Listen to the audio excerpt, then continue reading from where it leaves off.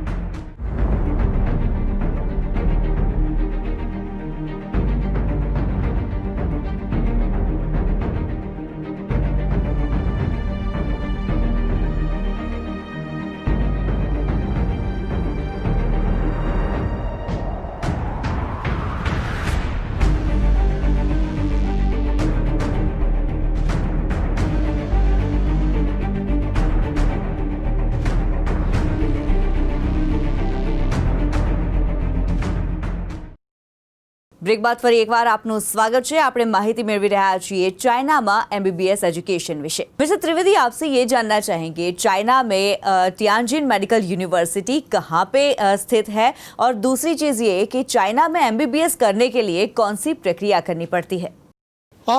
Madam, Beijing China की राजधानी है। बीजिंग से 120 किलोमीटर की दूरी है। अगर हम बुलेट ट्रेन से जाएंगे तो 23 मिनट लगता है, और अगर हम बाई रोड जाते हैं तो 2 घंटे का सफ़र हो जाता है। तियानजिन चाइना का तीसरा सबसे बड़ा शहर है, और जो कॉलेज है वो शहर के बीचों बीच स्थित है, हैपिंग रोड में। तियानजिन मेडिकल यूनिवर्सिटी में एडमिशन के लिए इंटरनेशनल स्टूडेंट्स के लिए बड़े ही सरल नियम बनाए गए हैं। सबसे पहले हमें यह समझना होगा कि यूनिवर्सिटी क्या है, कैसी है। Tianjin medical university China government की प्रोजेक्ट 211 के अंतर्गत आती है। प्रोजेक्ट 211 का मतलब ये हुआ कि चाइना के जितने भी अन्य मेडिकल कॉलेज हैं वो सभी के सभी इसी के अंतर्गत आते हैं। सारे सिलेबस का निर्धारण कि how to teach the international students, और उनके सारे जितने भी फैकल्टी हैं उनका निर्धारण सारे की सारी यूनिवर्सिटी का, ये तियानजिन मेडिकल यूनिवर्सिटी के द्वारा ही किया जाता है। तियानजिन मेडिकल यूनिवर्सिटी 14,600 बेड का इसका अपना हॉस्पिटल का इसकी शक्ति है। जी हाँ, बिल्कुल आपने सही सुना। इसका टोटल 6 हॉस्पिटल है जिनकी बेड की संख्या 14,600 बेड्स हैं। अत्याधुनिक हॉस्पिटल्स हैं इसके। तो तियानजिन मेडिकल यूनिवर्सिटी में 100 सीटें दी गई हैं इंटरनेशनल स्टूडेंट्स के लिए। 2014 तक चाइना में कोई लिस्टिंग की व्यवस्था नहीं थी। वहाँ भी ऐसा ही था कि जितने चाहें उतने बच्चे आप भेज दें कॉलेज में। लेकिन चाइना गवर्नमेंट ने, और तकरीबन 84-85 के आसपास यूनिवर्सिटी इंडिया से बच्चे लेती थी, लेकिन चाइना गवर्नमेंट ने अपनी गुणवत्ता में सुधार किया कि नहीं साहब, ये ठीक नहीं हो रहा है, हमें अच्छी क्वालिटी के स्टूडेंट चाहिए और हम अच्छी क्वालिटी से ही पढ़ा पाएँ। इसलिए उन्होंने सीटों का निर्धारण किया, और इसके लिए उन्होंने कॉलेज को 3 भागों में बांटा, A, B, C। जिनको A ग्रुप में रखा उन्हें 100 सीटें दी, जिन्हें B ग्रुप में रखा उन्हें 60 सीटें दी, और जिन्हें C ग्रुप में रखा उन्हें 30 सीटें दी। तियानजिन मेडिकल यूनिवर्सिटी ने बड़े ही सरल हिसाब से रखा है कि साहब आपके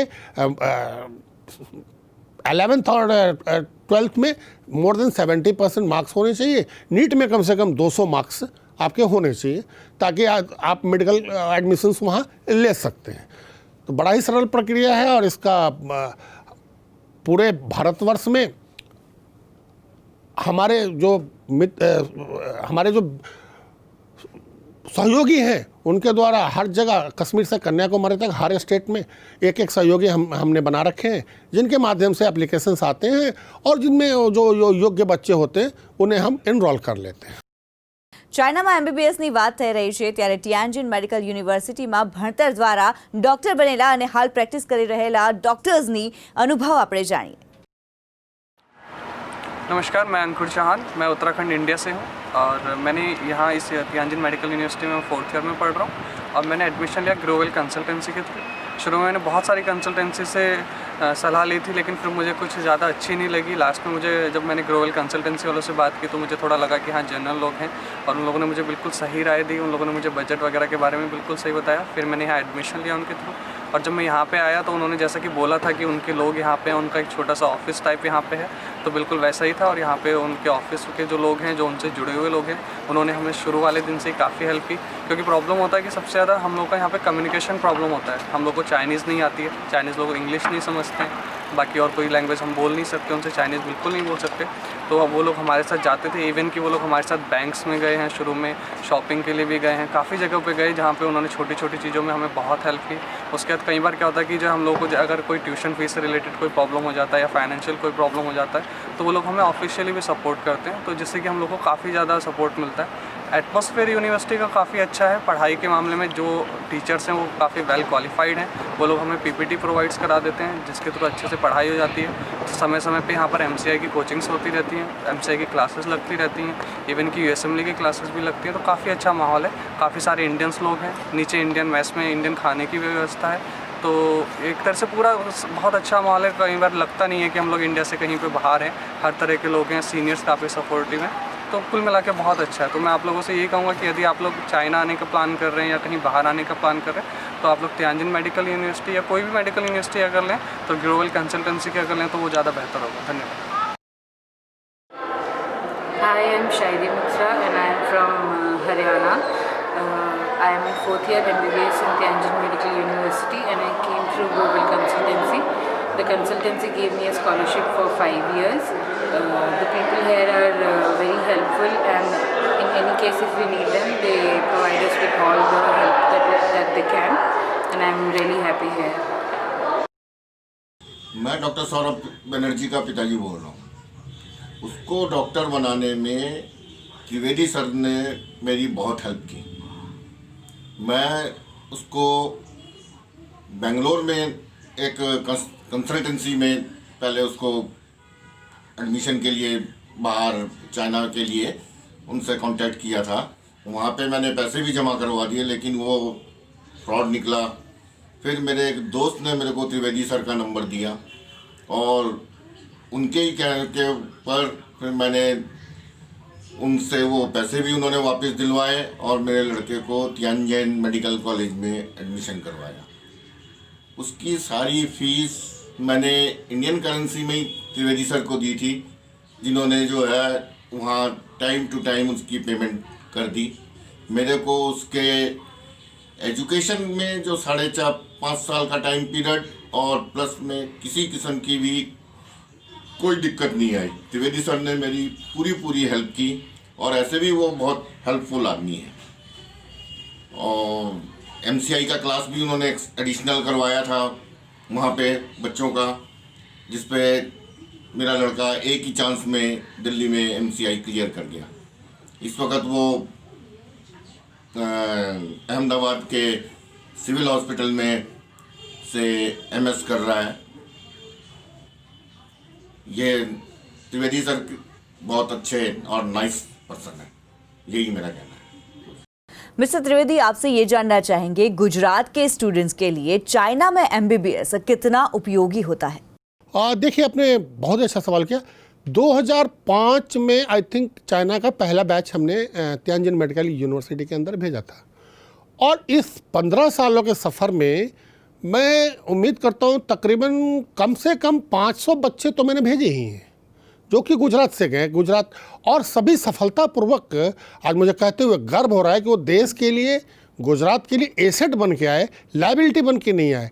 एक भी बच्चा तियानजिन मेडिकल यूनिवर्सिटी से जो शिक्षित होकर के आया, ऐसा कोई भी नहीं है जो MCI का स्क्रीनिंग टेस्ट पास ना किया और जिनकी ज़िंदगी सफल ना हुई। आज गुजरात के तकरीबन मैं समझता हूँ सारे के सारे जितने भी मेडिकल के हॉस्पिटल्स हैं, गवर्नमेंट सेक्टर में सबसे ज़्यादा और इसके बाद प्राइवेट सेक्टर, इनमें सभी के सभी कार्यरत हैं और बड़े ही सफलतापूर्वक राष्ट्र की सेवा कर रहे हैं। ડોક્ટર જોગડિયા, અહીંયા આપને એ સવાલ કરવા માંગીએ છીએ કે ચાઇનામાં MBBS કરવા માટે થઈને કેટલો સમયગાળો લાગતો હોય છે અને કોર્સ કેટલા સમયનો હોય છે? કિંદરબેન, જે રીતે આપણે અહીંયા 4.5 વર્ષ છે એમ ચાઇનામાં 5 વર્ષનો કોર્સ છે વત્તા 1 વર્ષ ઇન્ટર્નશીપ, જે ઇન્ટર્નશીપ તમે ત્યાં પણ કરી શકો છો અને અહીંયા પણ કરી શકો છો અને એ નિયમ બધે જ લાગુ પડે છે। એટલે કોર્સની ડ્યુરેશન છે એ 5 વર્ષ જ છે। 5 વર્ષ પછી તમે પ્રોવિઝનલ ડિગ્રી લઈને MCIની એક્ઝામ પણ આપી શકો છો અને અહીંયા ઇન્ટર્નશીપ કરી શકો છો કોઈ પણ આપણી ગવર્મેન્ટની હોસ્પિટલમાં, ગુજરાતમાં પણ કરી શકો છો। આવા ઘણા બધા વિદ્યાર્થીઓ જે ત્યાં 5 વર્ષ પૂરા કરી પ્રોવિઝનલ ડિગ્રી લઈ અને અહીંયા MCIની એક્ઝામ ફર્સ્ટ એટેમ્પમાં પાસ કરી અને ઇન્ટર્નશીપ કરી અને ઓલરેડી જેમ ત્રિવેદી સાહેબે કહ્યું એમ 500થી વધારે દીકરા દીકરીઓ ઓલરેડી અત્યારે ગુજરાતમાં પ્રેક્ટિસ કરી રહ્યા છે, ગવર્મેન્ટ જોબ કરી રહ્યા છે। ત્રિવેદીજી અને જોગડિયાજી, આ જે ચર્ચા છે તે ખૂબ જ સરસ રીતે ચાલી રહી છે અને સ્ટુડન્ટ્સને ખૂબ જ જાણકારી મળી રહી છે, પરંતુ અહીંયા સમયનો અભાવ છે ત્યારે આ ચર્ચાને આપણે આગળ વધારીશું આજે બપોરે 3:30 કલાકે। તો દર્શક મિત્રો, આ સાથે જ અમારી વિશેષ રજૂઆતમાં હાલ બસ આટલું જ। મને રજા આપશો। નમસ્કાર।